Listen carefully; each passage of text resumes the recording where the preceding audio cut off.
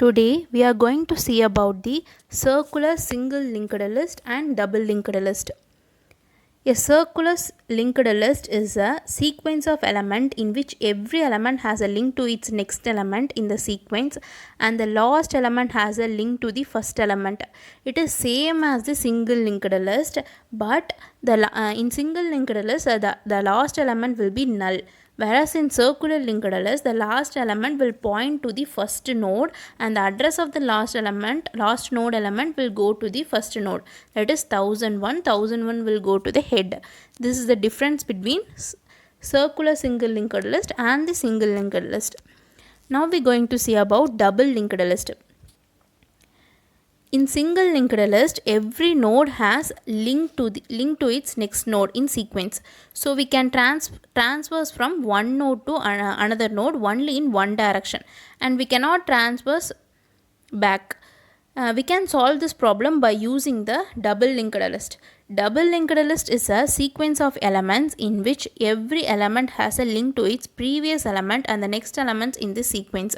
It has a two pointer, that is a previous and the next pointer. In a double linked list, every node has a link to its previous node and the next node. So we can transverse forward by using the next field and we can transverse backward by using the previous field.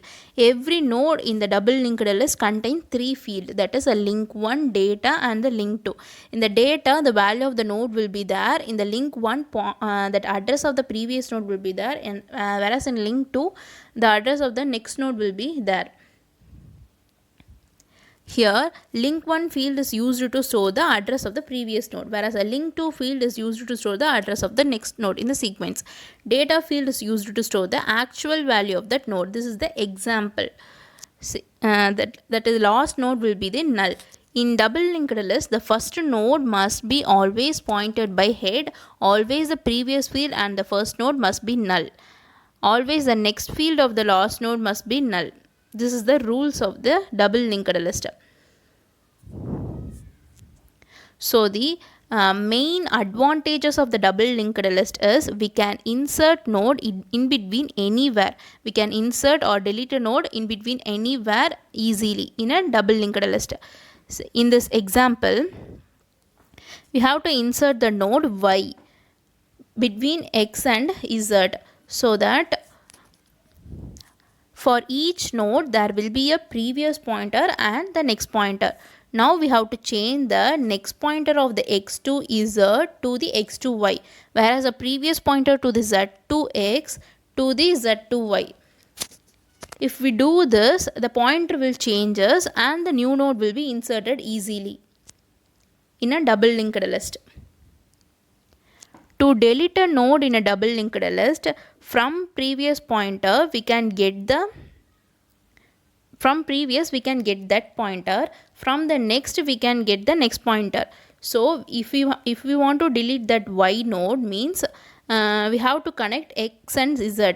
If we know that both the pointer, that is previous pointer and the next pointer, means with that both the pointer we can change the next pointer to the previous pointer.